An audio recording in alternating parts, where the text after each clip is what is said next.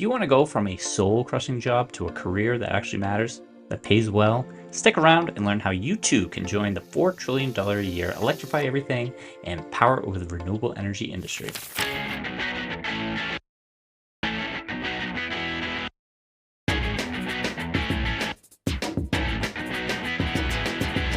Welcome back to the SolarPunk Pro Podcast. I'm James Vanzer, and today I'm going to be sharing 3 stories that prove you don't need to start over, take a pay cut, or go back to school to build a career that actually matters. These are real people, real transitions, and real salaries. And by the end of this episode, you'll know exactly which path might work for you.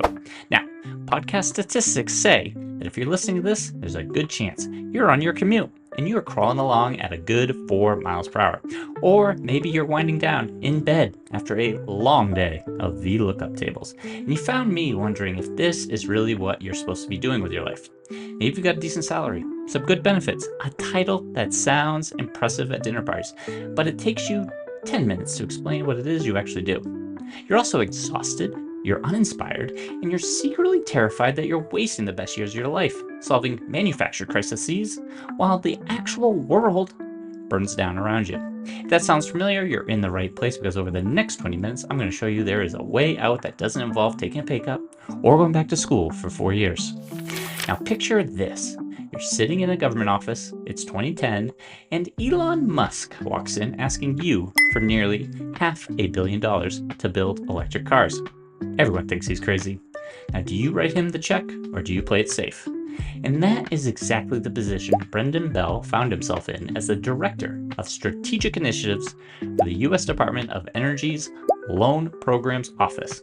And spoiler, he wrote the check. A $465 million check to Tesla Motors that would become one of the government's most successful clean energy investments ever. But here's what makes Brendan's story so powerful for anyone stuck in corporate America. He didn't start as an energy expert. He started as a legislative assistant. Brendan began his career doing what thousands of you are doing right now, grinding through policy work, managing someone else's calendar, feeling like a small cog in a massive machine. He worked for U.S. Senator Frank Lentenberg on climate and clean energy policy. Standard government work, decent pay, good benefits, but nothing that screamed billionaire maker. The turning point came when Brendan realized something most people miss. Government policy doesn't just regulate markets, it creates them. When he moved to the DOE's Loan Programs Office, he wasn't just shuffling paperwork anymore. He was managing a $32 billion loan portfolio that would literally shape the future of American energy. Think about that for a second. $32 billion. That's more money than most countries spend on their entire militaries. Here's where it gets interesting for corporate workers. Brendan's superpower? It wasn't technical knowledge about batteries or solar panels.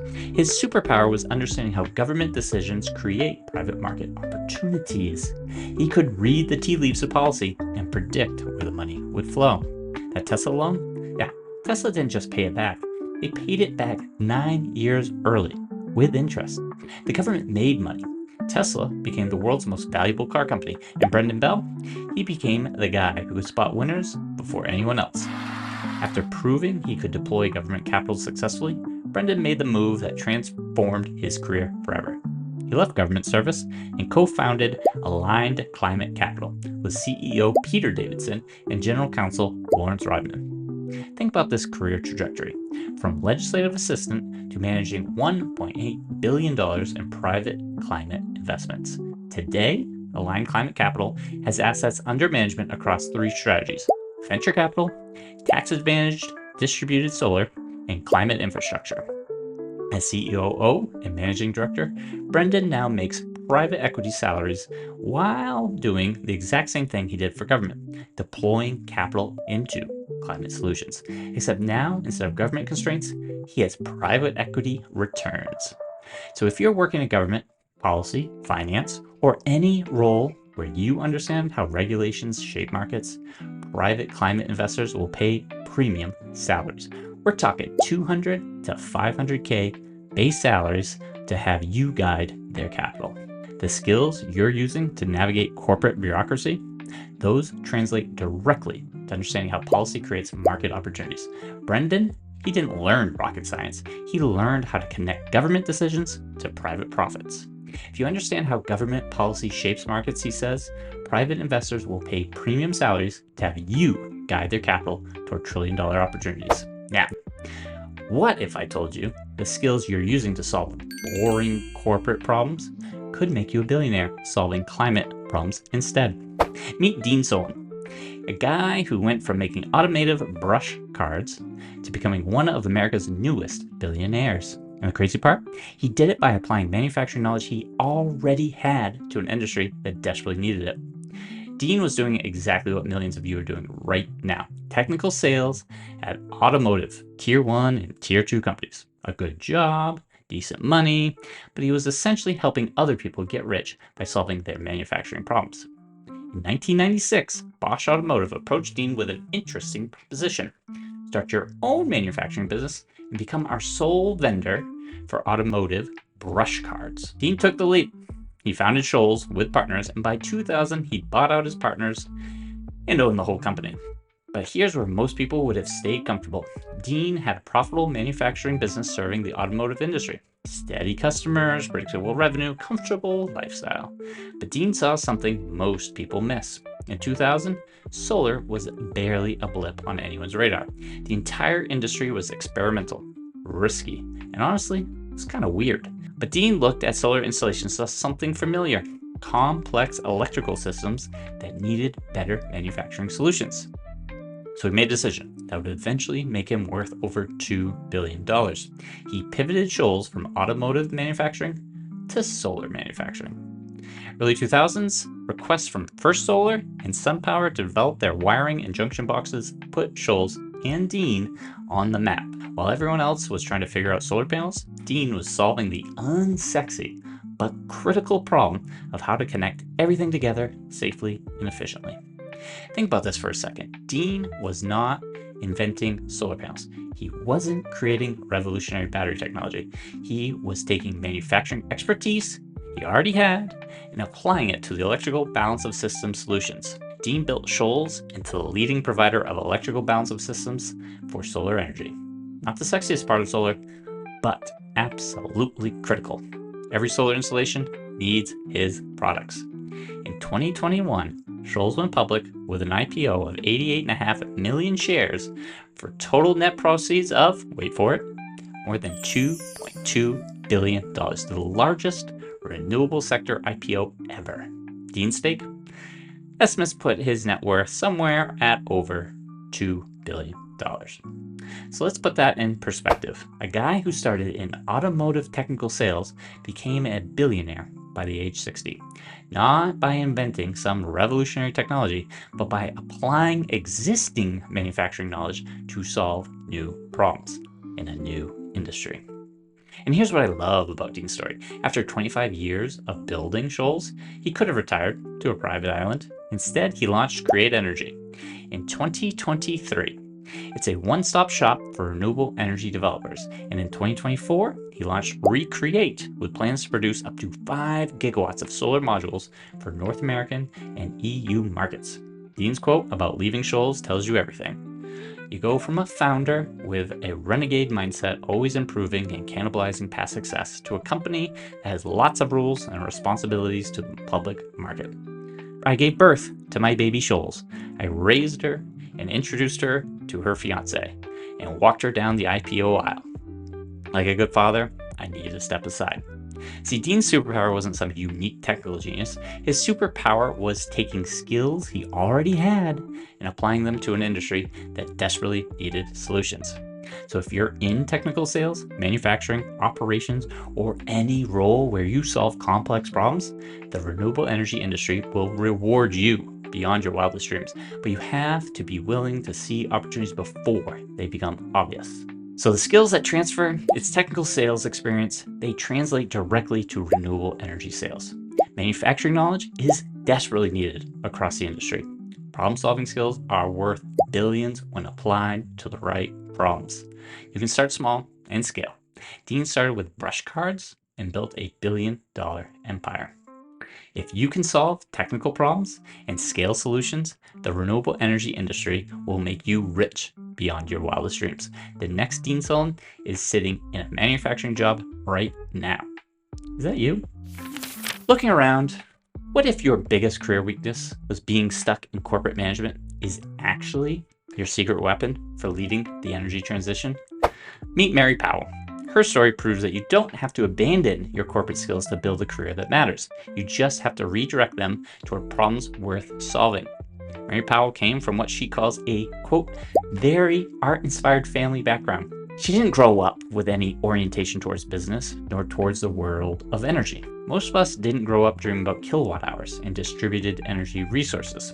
Mary started exactly where many of you are now. Traditional business roles, climbing the corporate ladder, doing good work, but not necessarily meaningful work. She developed the skills that corporate America rewards. She managed teams, she navigated complex organizations, and she understood budgets and executed on strategic initiatives. For over a decade, she served as CEO of Green Mountain Power. This is a traditional utility company in Vermont. Now here's what makes Mary's story so relevant. She didn't abandon the traditional energy sector, she revolutionized it from within. At Green Mountain Power, Mary deployed one of the first virtual power plants in the US. Think about that strategic positioning. She took a traditional utility in Vermont, took that traditional knowledge and applied it to cutting-edge distributed energy solutions. She became the bridge between old energy and new energy. Then Mary made the career move that transformed everything. She left the traditional utility world to become CEO of Sunrun. This is America's largest residential solar company. This wasn't just a job change. This was a strategic positioning move. Mary took her deep understanding of how utilities work, how the grid operates, and how energy markets function. She applied that knowledge to disrupting the entire industry. Most renewable energy companies are started by technical founders who understand the technology, but struggle with a complex business and regulatory environment. Mary brought something different. She understood both the old system and how to navigate it while building the new system. As CEO of Sunrun, Mary now leads a company that's fundamentally changing how Americans think about energy. Instead of being a passive utility customer, Sunrun customers are becoming prosumers, producing their own energy, storing it, and even selling it back to the grid. And here's what nobody talks about. C-suite executives in renewable energies, they earn $300K up to $2 million annually. Mary didn't take a pay cut to save the world. She likely increased her compensation while doing work that matters. Mary's story destroys the biggest myth about transitioning to meaningful work, that you have to abandon your corporate skills or take a massive pay cut. Energy companies are scaling rapidly and they desperately need people who understand complex organizations, can manage large teams, and can navigate regulatory environments. These are exactly the skills you're developing in corporate America. So let's look at some of the skills that transfer. There's team management. This translates directly into leading clean energy initiatives. Budget management becomes managing multi-million-dollar renewable energy projects. Strategic planning becomes positioning companies in rapidly evolving markets.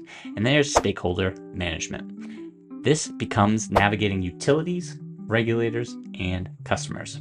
Mary's background in traditional energy gave her credibility with utilities, regulators, and traditional energy stakeholders that pure play renewable companies often lack. She could speak their language while building the future. The renewable energy industry is experiencing explosive growth, but growth without experienced leadership is chaos. Companies will pay premium salaries to executives who can scale operations, manage complex problems, and navigate regulatory environments. If you have experience managing teams, budgets, or complex projects in corporate America, energy companies will pay premium salaries to have you lead their growth. You don't need to start over. You need to redirect your skills toward problems worth solving. Mary Powell's career proves that skills that corporate America taught you are not worthless. They're incredibly valuable when applied to industries that are actually growing and solving real problems. The question isn't whether you have the right skills. The question is whether you're applying them to the right problems. Now, truth be told, none of these three stories got to where they got by working with me and my team at SolarPunk Pro. Although, I do like to think that they could have made an even bigger impact if they had. So here are some bonus content. 3 more stories of people we personally helped transition from a job to a career saving the planet. So there's Mondrian. Mo was a barista at a coffee shop. She loved customer service, but hated the low hours and sub-minimum wage per hour, plus the few bucks she would make in tips. She took her customer service experience, our SolarPunk Pro masterclass, and coaching, and landed a job in inside sales, setting appointments for solar salespeople. Because she hit the ground running with a background in how energy and electricity work, how the grid is built today, and what a solar panel is, and how to size a battery storage based on a review of an electric panel, she grew into the VP of inside sales and runs a team of appointment setters. Or there's Jason. He joined Enterprise Rent-A-Car shortly after college, grew into their management training program, and he ran some of the largest branches on the West Coast. But he hated the 80-hour work weeks and constant sprints at the end of every quarter to meet his quote-unquote dub percentage. He took his experience in the car rental industry, coupled it with the SolarPunk Pro masterclass, and is now the global director of sales for an e-mobility charging software company, working with multinationals to set up their electric fleet charging solutions. And of course, there's Christina, who knew what it was like to work for her passion as a superintendent for a school system. But with politics, was finding that passion of wanting to teach our kids, our next generation of minds, muddied by conflict around book banning and religion in schools. So she decided to look elsewhere to fill her passion cup. Now, she designs and sells solar arrays to schools, which helps them reduce their energy burden, which increases their budgets to spend more money on the kids. Christina had no energy background, but with the knowledge and experience she got from the SolarPunk Pro masterclass, she made a seamless transition from superintendent to technical sales and design in less than a year. Okay, let's be honest with what you're probably thinking right now. You just heard 6 stories.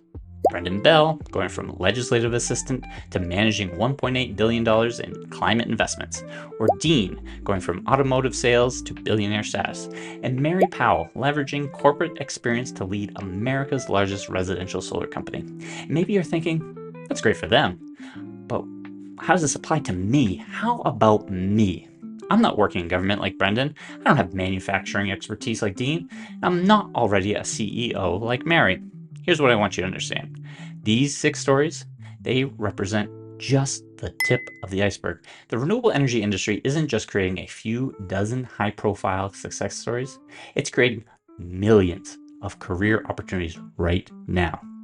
According to the International Renewable Energy Agency, this industry will create 42 million jobs globally by 2050. 42 million. But here's the part that should terrify and excite you in equal measure.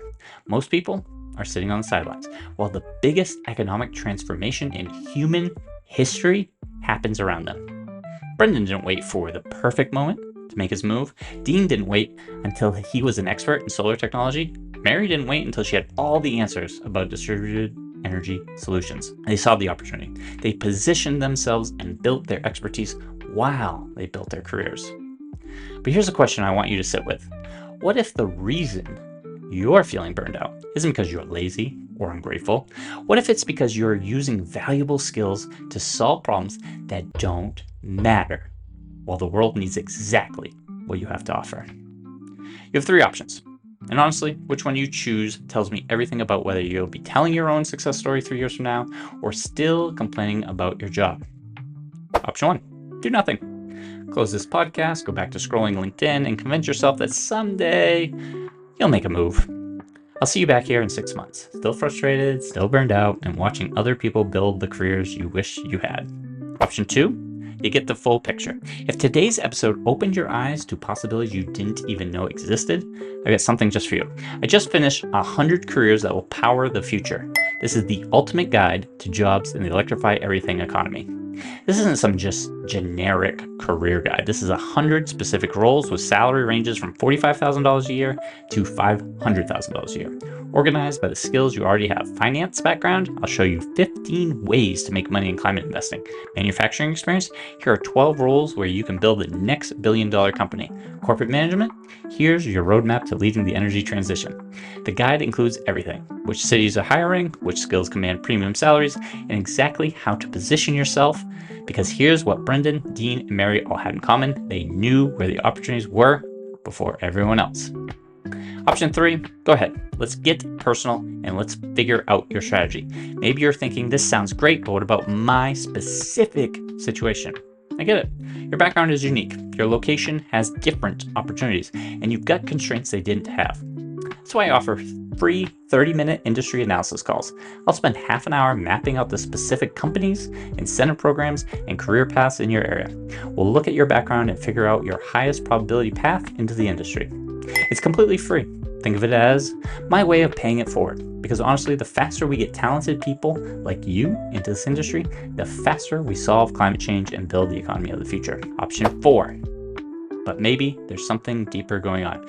Maybe you're sitting there thinking, am I actually burned out, or am I just not built right? Am I just lazy?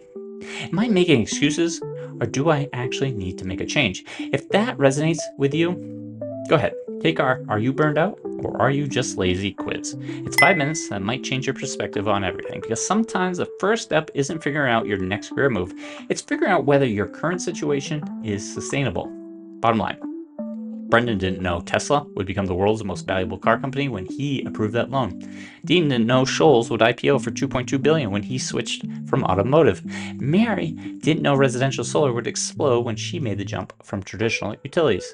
The next Brendan Bell is sitting in a government office right now. The next Dean Solon is working in manufacturing, and the next Mary Powell is managing teams in corporate America. The question is, which one are you? And more importantly, what are you going to do about it? Because here's what I know. 3 years from now, you'll either be telling your own transition story on a podcast like this, love to have you on, or you'll be listening to someone else's story wondering, what if? The renewable energy industry doesn't care about your perfect timing. It cares about your willingness to get started. So what's it gonna be?